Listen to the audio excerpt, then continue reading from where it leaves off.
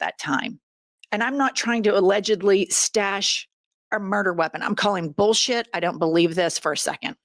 I agree with you. It's too convenient, given what you said. The immediate narrative was it was a leftist trans person. That's in terms of the evidence that this could potentially be fake.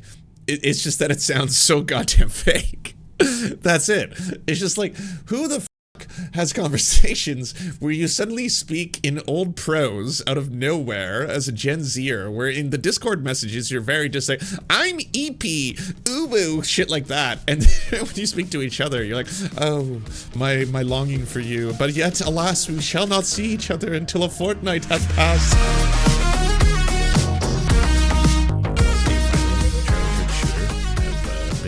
Revealed to the world, including a conversation that allegedly took place between the shooter and the shooter's partner. It has not been confirmed at this time. I would like to add that the shooter's partner was trans, but it is now being alleged that the shooter's partner is not only trans, but that the shooter himself was a homosexual or a bisexual or perhaps a pansexual. We're not entirely clear or sure. The closest thing we have to evidence in all of this right now has been the wonderful reporting of Ken Klippenstein, who is capable of giving us some of the Discord messages that were being used within that friend group that was done by the shooter, where the shooter admitted to having killed Charlie Kirk in that friend group. And contrary to the narrative that was being put out by a lot of the mainstream media, including a lot of right-wing pundits, it turns out that they were not cheering on the death of Charlie Kirk, that they were shocked, they were sad, and they actually asked people to pray for Charlie Kirk. It also was revealed in that group that their politics were not simply a one-size-fits-all. I know people on both the left and the right want this person to either be on the left or the right. And it turns out, and this is going to shock a lot of people, human beings are complex. And they can have a multitude of beliefs. They can have beliefs that some would associate with left-wing ideology, some would associate with right-wing ideology. You can be a white cis male from a MAGA family, from a Mormon family, from a family of ex-cops, ex-Marines, and preachers who are very pro-Second Amendment, who are very pro-guns and very pro-gun rights, who might also be interested in things like LGBTQ plus rights, or might also be gay or bisexual or pansexual. That's a thing that can happen. And in this case, it seemed like a lot of the individuals in that group were quite apolitical, that they talked way more about things like internet memes, video games like Helldivers 2, stuff of that nature. In fact, the only two things related to either Joe Biden or President Donald Trump that they could find that the shooter had actually said in the Discord messages were simply statements of facts, as in one case, he said that they might be impeaching Donald Trump for the following reasons, and in another case, someone was asking about who was winning the election, and that the shooter gave updates as to who was winning the election as it was taking place. That was the extent of the politics that were taking place inside that group. And yet, there was a lot of people who want to ascribe all of the political ideologies to either radical left-wing ideology or radical right-wing ideology. And we could have an example here of a radical centrist. Yes, the most dangerous of all political ideologies taking place. But what is pretty wild to me was seeing that the response from the conversation that got leaked was people on all sides of the political aisle being like, ain't no way that's real. This shit sounds fake as fuck. I'll explain why. For anyone who doesn't know and you haven't actually read the conversations, if you see the leaked Discord logs, so you can see the way that these Gen Z, again, they were, between the ages of 20 to 22 and who were writing in this Discord group to each other, the way they spoke to each other was in Gen Z slang. A lot of things that I don't use. I'm an older millennial, but we had our own slang, just like every other group has their own words, dialogue, that kind of stuff. There's a reason why I've said before, I don't say things like, the bee's knees and, that kind of stuff, because that's older generations that used to say those kind of expressions. We don't really use those expressions anymore. We were using cool, tubular, radical, cowabunga dude, or maybe that was just me watching TMNT. I'm not sure, but in the case of that Discord group, they were using expressions like I'm EP, I'm also EP, bye, and I was like, what the fuck is EP? Turns out EP is short for sleepy, and it was something that Gen Z people say to each other, using lots of words and terms, Garfield memes, stuff like that. Again, stuff that I'm not privy to because I'm just not Gen Z, and that was just one of the ways in which they spoke to each other. However, it's just weird to see things like in the Discord group, I'm EP, And then in this supposed conversation in which the killer admits to everything in a conversation between him and his old roommate and or partner and or lover, that has also not been 100% confirmed at this point, he basically writes in a very different dialogue, one that almost harkens to, I don't know, Civil War era stuff like, "Oh, my beloved, doth hearken I to the sadness of woe, as I now realize in my old age we will not share our moments of joy together as I hath," you know, and you're just like, that's weird.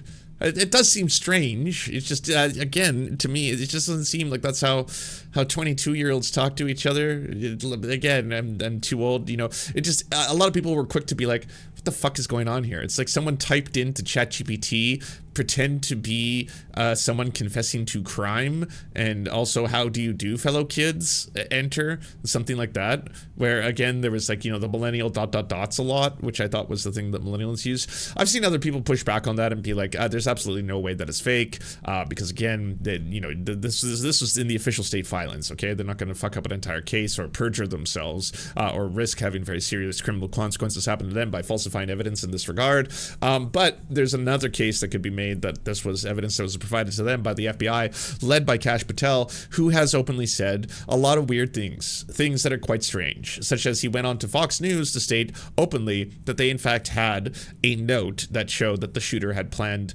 to do the killing and explained why the shooter had done the killing. However, it has since been destroyed. Not sure how that happened, but don't worry, they were able to assert and ascertain the contents of what that confession and note said through what he called advanced interrogation techniques, which means that, like, so was this done through coercion? Are you admitting to coercion? That's also not really good for your case. Again, it sounds like you're fucking this entire thing up. But is this an actual literal printout, you know, that you would have evidence of with time codes of a conversation that took place between two individuals that 100% is validated and real, or is this the best proximity that you could have had based on the direct testimony of, again, people who have been cooperating with the police? Is that what this is? We're not entirely sure at this point. But I also want to add that even in the official story, whether or not you want to be a conspiracy theorist and believe the entire thing is fake and just sounds a little too implausible, or you want to accept it for what it is and be like, in this case, we just have the weirdest like, again, maybe this is how Mormons speak to each other. That could be it. But in the case that it is 100% real, this is a case of, again, someone providing what would have to be not only some of the most overwhelming amount of confession and evidence in a text conversation to a partner that I've ever seen in criminal history. But in that case, yeah, the two people who are speaking to each other speak to each other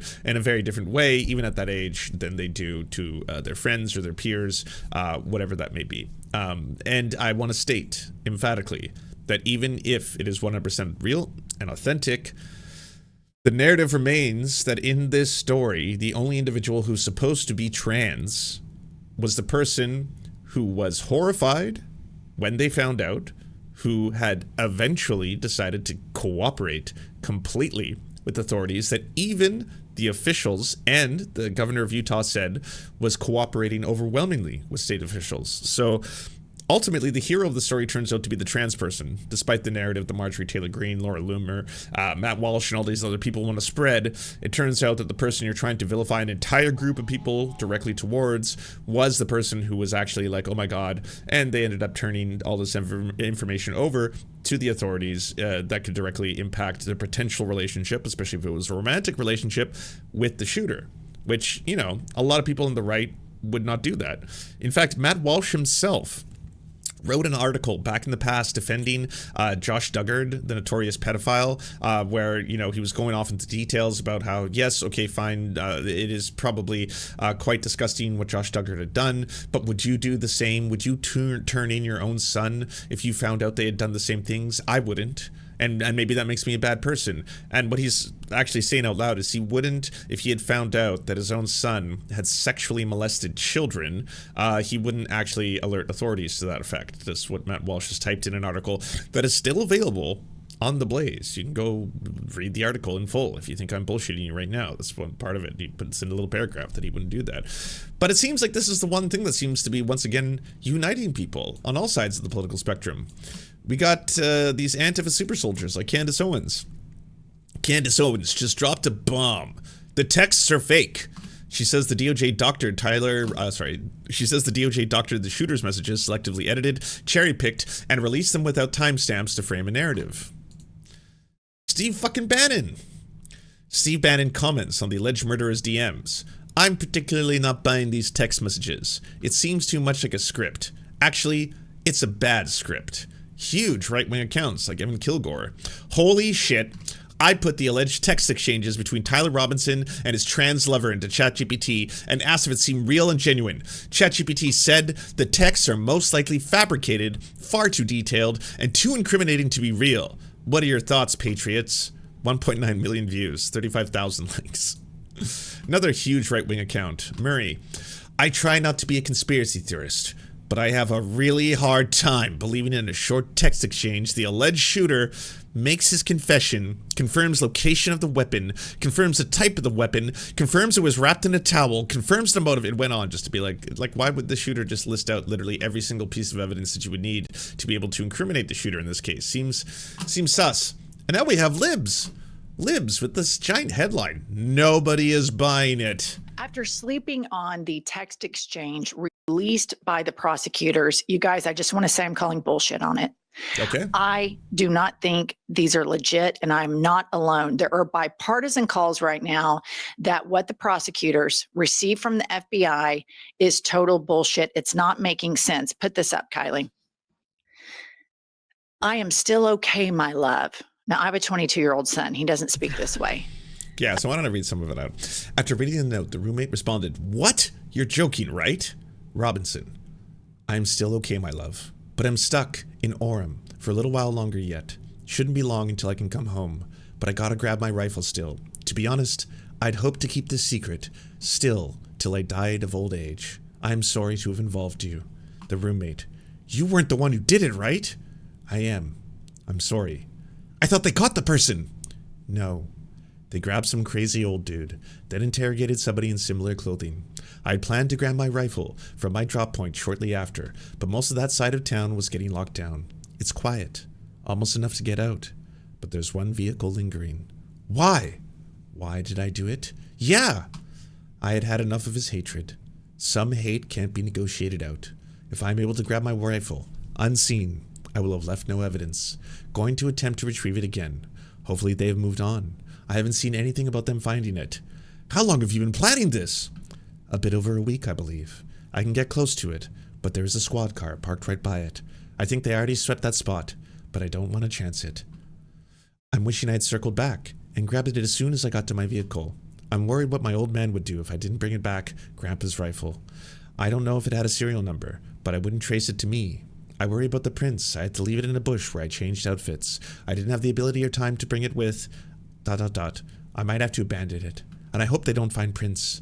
How the fuck will I explain losing it to my old man? The only thing I left was the rifle, wrapped in a towel. Remember how I... This is the part that really stretches things a little wild here. Remember how I was engraving the bullets? The fucking messages are mostly a big meme. If I see notice bulge ooh-woo, not oh-woo, ooh-woo, on Fox News, I might have a stroke. All right, I'm gonna have to leave it. That really fucking sucks. "A little while longer yet" is another quote from the letter. "Till we died of old age. Grab my unseen. A bit over a week." And then he refers to a squad car. He uses the phrase circle back. He refers to his car as a vehicle. Now, don't get me wrong. It's weird. Okay, I've seen other people put forward that this is how Mormons speak. It doesn't matter if they're Gen Z. Like, this is the dialogue of, you know, very devout religious Mormons. And so that's more like an explanation as to why they speak this way. It's very implausible that the state prosecutors would have filed something they knowingly knew to be fabricated. So the only real angle you have for the whole thing being a forgery, or perhaps just someone, you know, basically writing some kind of fiction here, would be the FBI presenting this as direct evidence to, again, the state prosecutors, being like, all right, so we have this leaked conversation between the two individuals. And then at that point, it's like, do you have this as is this a transcription? Was this because you directly saw a note that you transcribed? Is this like a timestamped text conversation that you have direct evidence between two individuals with all of that? Was this achieved through advanced coercion or enhanced coercion techniques? Was that it? Is this a proximity? Is this based on what you believe the testimony to have been? Stuff of that nature. That's where you have a bit more of an angle, I guess, to try and do the whole conspiracy aspect of the entire thing. But again, there is no evidence in the opposite direction as of yet, outside of the fact that it just sounds ridiculous. That's in terms of the evidence that this could potentially be fake.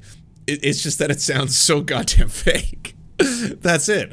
It's just like, who the fuck has conversations where you suddenly speak in old prose out of nowhere as a Gen Zer, where in the Discord messages you're very just like, I'm EP, ooh, shit like that, and then when you speak to each other, you're like, oh, my longing for you, but yet alas, we shall not see each other until a fortnight hath passed, unless oh woe is like that part is the part where you're just like, wait, what?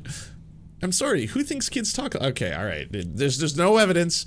There's no evidence, all right? There's absolutely no evidence that this has been fabricated outside of the fact that it sounds weird and suspicious as fuck, okay? Cool. This is just, there's something incredibly fishy about this. I do not trust Kash Patel's FBI.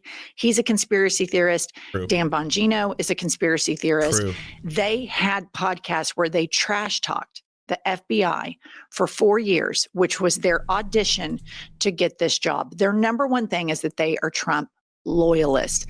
I'm just not buying that this kid texted, ever since the election, my dad's been hardcore MAGA. If he and this roommate were in a romantic relationship, why do you have to say that? That would be assumed. Why are you giving all the...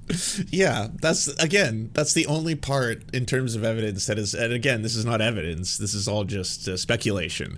But in terms of speculation, it does seem unusual that, again, you would have been given the greatest gift of gifts ever in terms of like, oh, so we've discovered this dialogue that took place between the shooter and their alleged trans lover. And then you're like, okay, the dialogue... Wow, I mean, home run, am I right? What do you mean? Well, I mean, it literally lays out everything that we want for a narrative and to be like case closed. What do you mean by everything? Everything from basically stating, you know, the motivation, that's in there, the evidence, the gun being in the casing, being wrapped in the towel, the fingerprints, the MAGA dad, the filled with hate, all that kind of stuff. It's all there. Here you go. Every piece. There you have it. The evidence. Yeah, we got him. Man, I'm good at this. I'm really good at FBIing. Who knew that conspiratorial podcasters can become heads of the largest governmental agencies in the United States and do this good a job, you know? Like, again, this is, I'm not even doing a bit. This is the way that Kash Patel speaks when he goes on fucking like Fox News. Like Fox News are like, so this was done based on, you know, the efforts of the FBI. Well, I just want to say that there has been other FBI investigations in the past that took weeks before they were able to find, you know, the culprit. And in our case, this happened in a matter of days. Thanks again to how transparent that I am and our transparency levels, but also thanks to, again, the efforts of myself and my team in order to, again, make sure that the American people got the justice they deserved right away. And it's like, you didn't do shit, dog. What are you talking about? The dad turned him in. You guys would still be running in circles, fucking going in the vast fucking recesses of the internet trying to find out. You didn't even, you thought the bullet casings meant trans. That's how fucking far gone all of you were. We can definitely confirm that the casings had trans ideology written on them, which would make us suspect that the shooter, in fact, was trans and was trying to further the trans objective.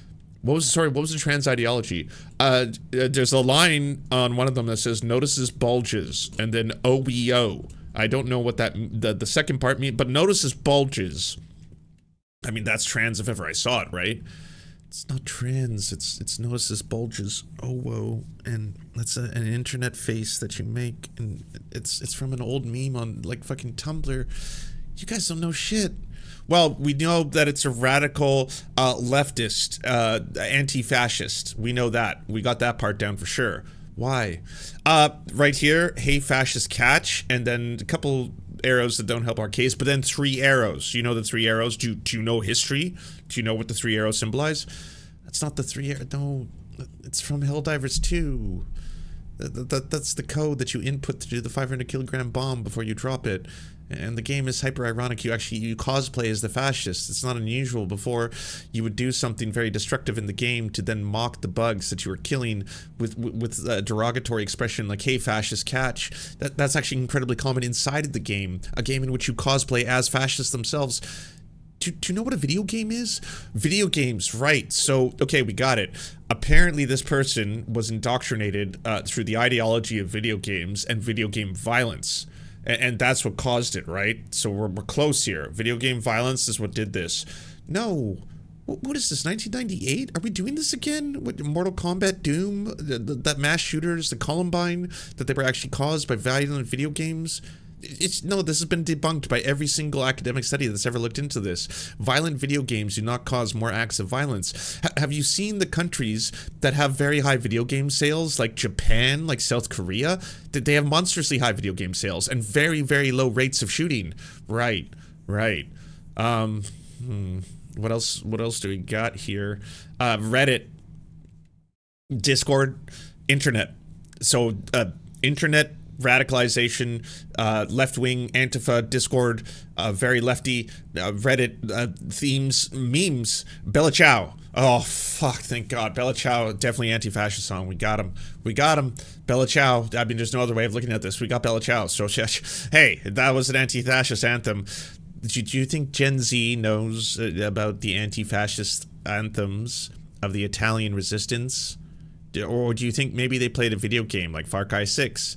Hearts of Iron 4. Do you think that was probably where they got that reference from? Maybe. I would assume. Well, look at that. It's on the playlist of a lot of far-right reactionary groups. They also listen to that. They actually listen to a remix of the song that is also very popular online because of a Netflix movie that actually has the new remix in the movie. Most likely, if you were younger, these would be the references that you're pulling up. What are we doing here? Oh God, the lover's trans. The lover, the secret lover. We got it. Yeah, roommate trans. Oh, trans ideology. We're back, baby. We got it. Yeah. So this was definitely part of the hardcore trans ideology and trans violence because yeah, the lover is trans. How do we know the lover is trans? Well, the mother said something. Not entirely clear what she was saying. I don't know. They're really throwing this kid under the bus. I got to be honest, really quickly. Well, there's a TikTok video that has an AI filter in which the roommate actually put the AI filter on and then turned into an anime woman for a second.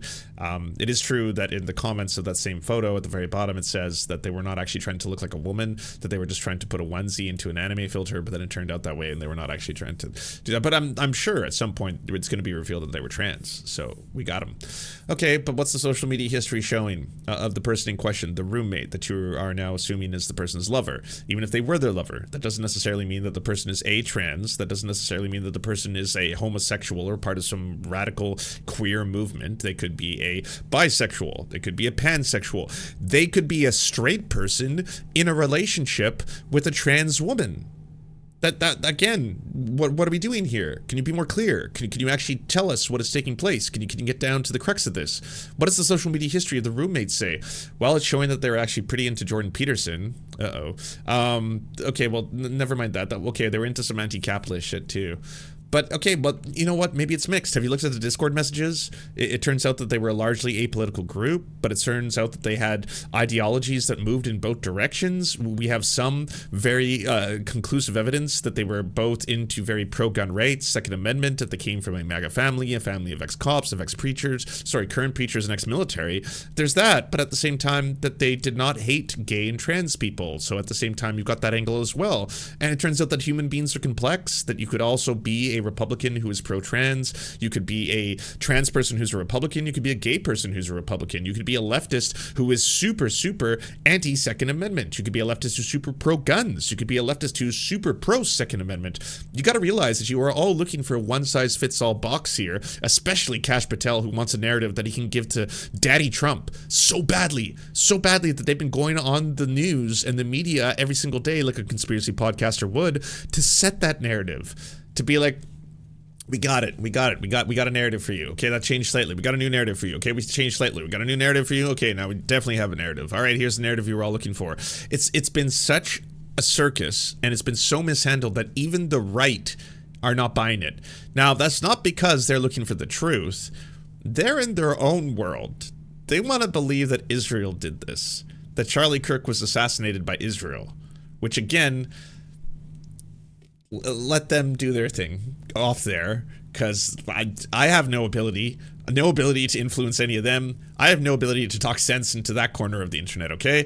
Candace Owens wants to say something completely batshit and then just run with it. There's a lot of people on the right who will then believe it. If Ian Carroll wants to push that narrative, if they all want to push that narrative, there's no amount of me giving logic and trying to fucking debunk this shit that is in any way gonna help them, right? Like, I can be like, hey, by the way, I'm someone who's anti-Zionist. I'm someone who's against colonization, and I'm someone who's against the war crimes and genocide that Israel committing. I frequently speak out about it, and I hate what Israel is doing. I think that they are committing atrocities on such a fucking horrifying scale. I have been openly and very, very loudly stating this for a long time. So I'm not someone who is here to defend Israel. I just think that we should accuse Israel for the war crimes that they commit and the genocide that they're committing. That's what we should accuse them of. In the case of did Israel assassinate Charlie Kirk is one of the biggest right-wing pundits who was an advocate for the state of Israel. He was a very loud and proud Zionist.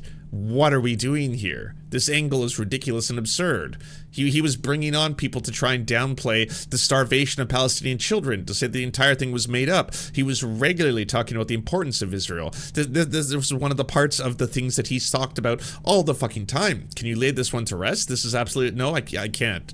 Logic doesn't work here. But if you're saying that he was assassinated simply because he was speaking out very mildly or maybe questioning some of his loyalty to Israel in his later days, why didn't they assassinate any of the people who are vocally talking shit about Israel all the time? Like Candace Owens. It doesn't make sense to me. It's like you start to mildly question what is going on, and they're like, take out Charlie Kirk immediately. Yeah, no, we have to take him out. He's mildly questioning what is going on. He apparently has a meeting that he was going to meet up with Bill Ackman, and at that meeting he was actually going to have these discussions where he was going to be reprogrammed, but he's not willing to go to that meeting, and apparently he's not going to be taking money anymore from the Zionist project. Take him out. I don't know, seems kind of like an extreme measure that will cause a lot more people to basically run with now a very, very wild conspiracy theory that may, distract people from the real war crimes that Israel commits on a regular basis. It seems okay. Well, anyways, I can't. There's nothing I can do there. Okay, there's nothing I can do in terms of making people realize that okay. So you guys just you go do your thing. I guess I can't convince you otherwise. But in the other direction. No, this was not trans people. No, this was not trans ideology. The only trans person, allegedly, in the entire story is the one who cooperated with the police. The one who cooperated with state officials, the one who cooperated with the FBI. So in both directions, whether you are the Matt Walshes who are doing everything in their world to pretzel this thing into, this is because of radical trans ideology that he was programmed and he wants to assassinate the trans people. Like, again, there's nothing I can do in order to convince them, because in their corner of the world, they just hate trans people and want to see more violence enacted towards trans people, so they're willing to keep pushing this narrative. These details about changing clothes, I'm just telling you guys, it stinks to high heaven. I'm not buying it. I don't trust anything that this administration puts out. They immediately, here's one of the main reasons as well, aside from knowing that he assembled while you're changing clothes and you're texting all these details to your roommate, but you're also logged into your phone analyzing, and you know that some guy was picked up and then released. I don't know that I even knew that at that time. And I'm not trying to allegedly stash a murder weapon. I'm calling bullshit. I don't believe this for a second. I agree with you. It's too convenient given what you said. The immediate narrative was it was the leftist trans person, but he didn't fit the narrative. White, Christian, MAGA, Mormon. It did not fit their narrative. And that's never stopped Donald Trump from lying or corruption before. So why should it now? And moving along, I want to highlight this tweet from Hassan Piker. Oh, shit, Hassan, He you're says, famous. half the right thinks the messages are fake because it doesn't implicate the trans person. So there's a bunch of people that believe that this is wrong because the messages provide cover for the alleged trans roommate. The other half think the shooter is a patsy because it was Israel that killed Charlie Kirk. Hassan, a leftist, says, I will say the text messages are too perfectly plugging holes for the investigators and unnatural. And what I'm seeing here in Hassan's tweet, you guys, is bizarre bipartisan support. And to fight this fascist regime, it's going to require this. It is going to require people on the far right that have these podcasts and people on the far left to fucking strong disagree here. I think you were doing so good up until this point, by the way. No shade. I know that these ladies are trying their best, but the far right people who are the ones who are spreading the narrative that this in fact was Israel that did the assassination, your Candace Owens, your Steve Bannons, etc. Those are fascists. They actually dislike Israel because they're actually anti-Semitic, and then they spread anti-Semitic conspiracy theories. Your Nick Fuentes's, for example, they're horrifying people. They want to exterminate trans people. Candace Owens, she has so many quotes. She wants to exterminate trans people. So does Nick Fuentes. And I haven't really heard Steve Bannon's thoughts on the subject, but I imagine they're not good. So no, there's not an alliance to be made with any of these people. In fact, if anything, the best course of action, I made a button for this.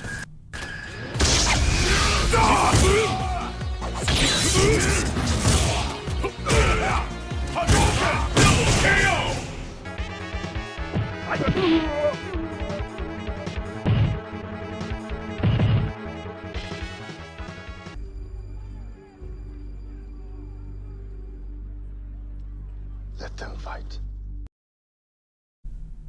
That's it, right? I'm going to take a big old step back because I could do a large breakdown to explain to people logically why what they're saying is, I believe the scientific term, donkey doo-doo. Right, I could do that. I could be like, this entire thing is goobly glorp. It's again the machinations of people who haven't thought about this too seriously. I could, but I'm going to take a big step back. Let them fight. Let them fight, and yeah, that's it. And in terms of the debunking for the marginalized communities, who unfortunately already do suffer immensely, both in Canada and the United States, and are been the target of ire for the right for a very long time, those are the people worth defending in this case, because they have nothing to do with this. So for the trans people, who unfortunately are being, again, the scapegoat for a lot of the right-wingers who are just obsessed with trans people, yeah, I will debunk that, and I will spend time being like, this is why this is not true. And if you want to believe the official narrative, well, then even in the official narrative, the only trans person involved in the story was actually the hero, the person who actually started cooperating very heavily with the Utah authorities, with the state authorities, and the FBI. So there's absolutely nothing here that you can put on trans people. Unfortunately, that's just the reality on the ground. Matt Walsh, you can try all you want, because I know you will. They do it when they think a beer can is trans. That's enough for them to be like, kill the beer, shoot the beer, take the truck, run over the beer with the truck. The beer is trans. He's just transing the kids. The beer is trans. So that's where their brains are at. So yeah, it doesn't matter what the case will be. They are going to be, again, just full steam ahead, complete violent rhetoric in that direction. And for the rest, I mean, there's nothing I can do or say, honestly, that is going to make Candace Owens in any way lower the temperature on her fucking wild machinations. Like, again, she seems to be someone who is now untethered, is no longer able to be manipulated by some larger conglomerate or boss or anything like that. So she's on her own, and wow, you best hope that, like, you know, she doesn't set her sights on you at any given time, because wherever direction it goes in, she will be very, very aggressive in pursuing it. Doesn't matter if it's not based on reality at all. She doesn't need that. Like, before this, her chief cause was talking about how Emmanuel Macron's wife has a penis, to the point where Emmanuel Macron's wife had to eventually start filing a lawsuit against her. But that was it. And what was her evidence in the case? Not enough photographs.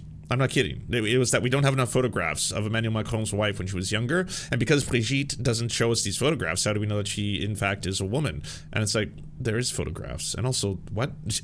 And that's enough evidence for you to be like, man, so strange she is. And again, these conspiracy theories that she will go down, she doesn't need a lot of evidence. She's very emotionally driven, right? Like, I think deep down, unlike a lot of the other people on the right, one of the reasons why she's kind of unique now is that she's unwilling to buy into the narrative of her contemporaries or what the other right-wingers want to be pushing as a pretty set narrative, because again, she seems to be the only person out of any of them who actually liked Charlie Kirk.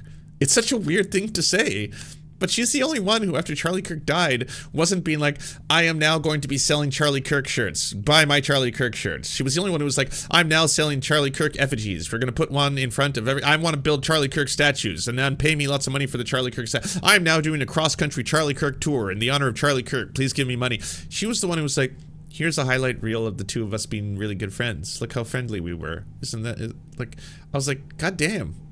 Why didn't... all these people who are saying that this has changed their lives forever, that this is the turning point for America, this is their RFK moment, sorry, not RFK, fucking, who are they saying? RFK's relative. This is their assassination moment, essentially, that is going to change the course of American history forever.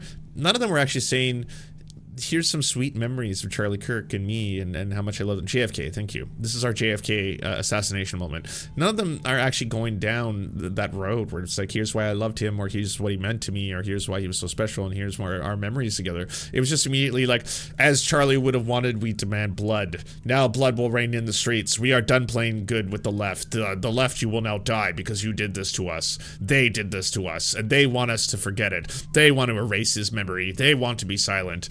And then it's just like, what about, you know, Candace Owens, you know? Save our Constitution and our First Amendment. And this is the exact same thing that all of these bots and the administration are trying to prevent us from doing. Let's hear from Matt Walsh what he says about this. This is a far-right anti-trans nut job. I am leaning very strongly towards the theory that this text exchange was scripted as a way to absolve the boy. Okay. He's just like, he can't help himself. He can't stop. All right, I'll buy into the idea that this thing is fake, fine. But it's not fake because the FBI would forge. It's fake because the FBI is protecting the trans.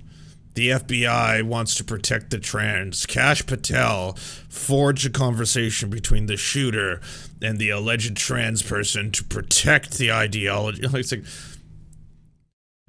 how does this make sense in your brain? Where's the ... here? Francis, his big thing is he's anti-trans. It's almost exactly what That Walter is White did that's at his the end of only Breaking personality. Bad. This feels like a strategy they cooked up from watching too much TV. So this is the far-right anti-trans movement. He's calling bullshit on it. Hassan Piker's calling bullshit on it. Jennifer and Pumps are calling bullshit on it. I'm calling bullshit. Next up, we have Steve Bannon of the War Room. He's not buying it. Play the clip. As is presented in Utah, I'm not buying all of it. I'm particularly not buying those text messages. It just seems too stilted, too much like a script, actually a bad script. We've always said that this administration is incompetent. And this is the highlight of this incompetence. But what's so sad about this is incredibly dangerous.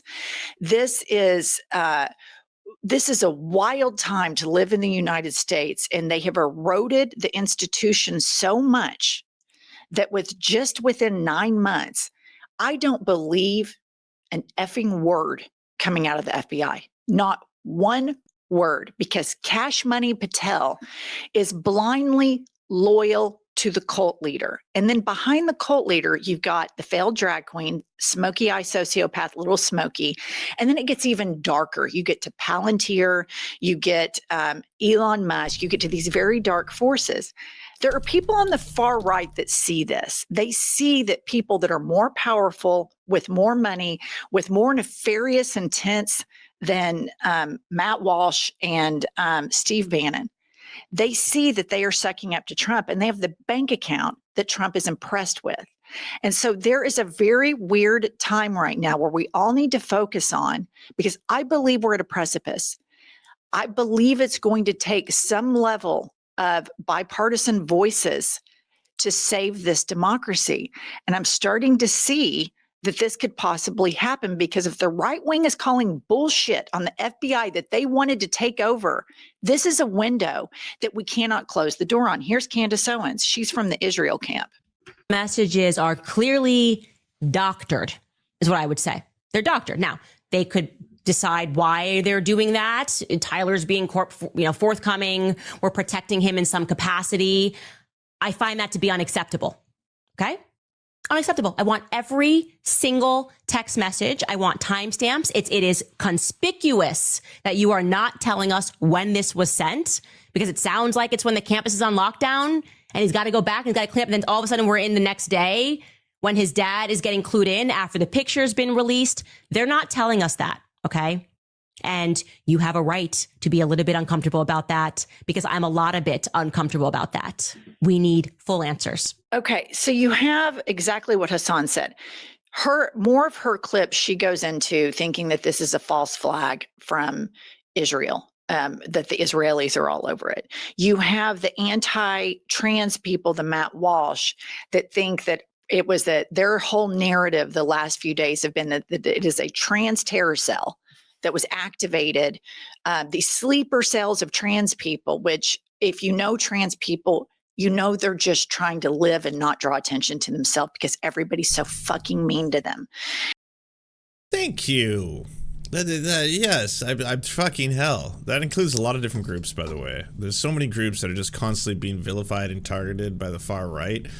A lot of those groups are just like, what about the radicalization of the queers, the LGBT, the alphabet mafia I've heard? What are they planning? Please let us exist?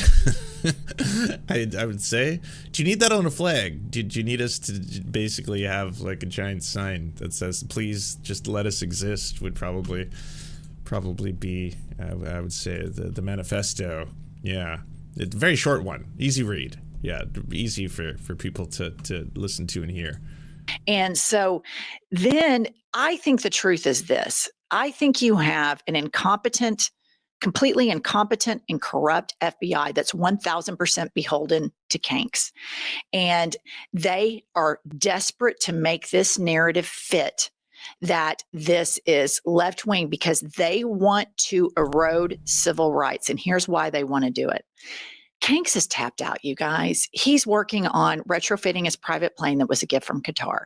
He's working on his ballroom. He's redecorating the Oval Office. He has this new patio club that he's opened up. He didn't give a shit about all this stuff. But Lil Smokey is there, chomping at the bit, perched and ready to pounce on this presidency. He has no riz. He cannot keep the cult together. So they need to have all of the power consolidated in the executive before Kanks, who is like 80, 90 years old. Biology is going to catch up with him. Another thing that's interesting, Ruth Ben-Ghiat has talked about how when the dictator starts showing signs of weakness health-wise, the cult starts eroding. So keep an eye on that. We have the bruised hands that are cover-up. We have the swollen ankles. We have the clear dementia that this man that we're seeing, that he sometimes doesn't know what's going on, a lot of the time doesn't know.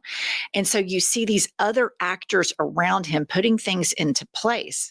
And I think that this is a time that this is so dangerous, because these right-wing podcasters exist because of shit talking, trash talking. Is it crazy? Is it insane? Yes, but this is a free country.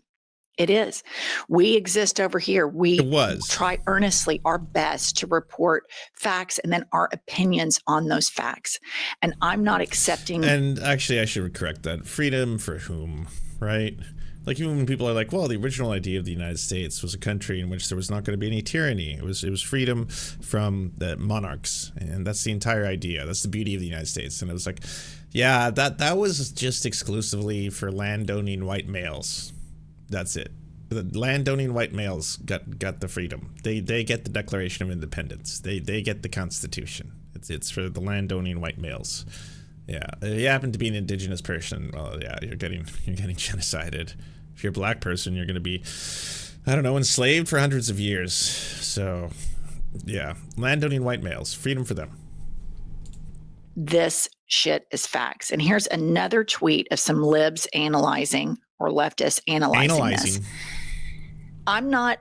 I try not to be a conspiracy theorist, but I have a really hard time believing in a short text exchange. The alleged shooter makes his confession, confirms location of the weapon, confirms the type of the weapon, confirms it was wrapped in a towel, confirms his motive, exonerates the decoy, George Zinn. That's what I think too. He exonerates that guy, admits to the bullet engraving. So he even says in this text exchange, remember when I was engraving on the bullets? Like he's covering up too many holes. This is not somebody who's on the run trying to get away with murder. Remember my dad's super MAGA. Remember when I spend all my spare time engraving bullets that I'm later going to use for a murder?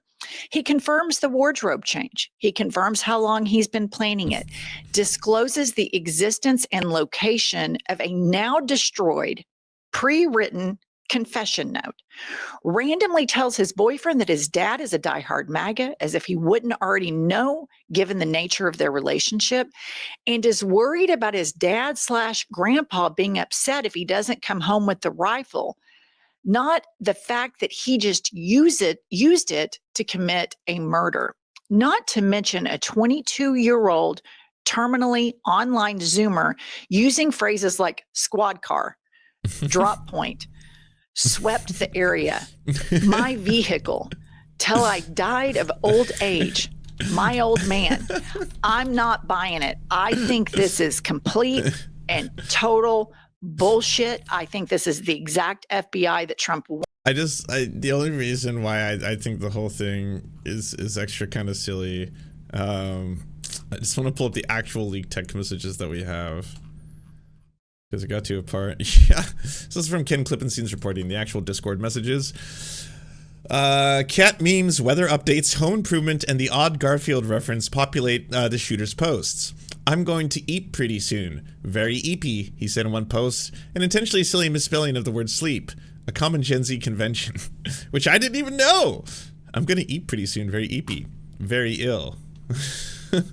Another John Arbuckle appears. At first I was like, what does that mean? It says gullible on the ceiling. What is going on here? And I was like, oh, these are Garfield memes. Oh, okay. But wait, this is how Gen Z speaks to each other on Discord. Ah, but when Gen Z speaks to each other in relationships, it's totally different, right? Then it's all of a sudden, oh, my dearest, I long for your company. Ah, be it not for your sweet embrace, forever thou hast cast upon me. In a fortnight I will... And you're like, oh, it's neat how Gen Z does that. When Gen Z speaks to each other, it's incredibly different. He wanted to destroy the enemy from within. He campaigned on it. One of the enemies from within was a FBI department that I believe tried to be truthful and find facts. What about Generation Alpha, Skibbity Ohio Freeze? I mean, let's be clear, by the way. I think a lot of these alphas and Gen Zers are once again appropriating and turning, AAVE and taking it to strange new places. And he put two dipshit podcasters in charge of the FBI. I'm calling bullshit from top to bottom on this whole thing.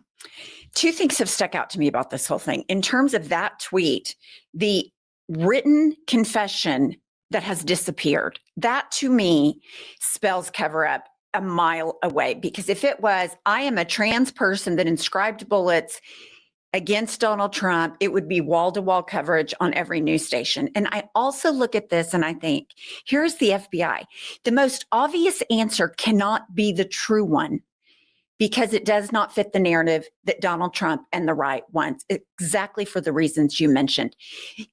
They refused to allow this to be a kid that was too online, that got radicalized, that goes right down the data, 75% right-wing extremism.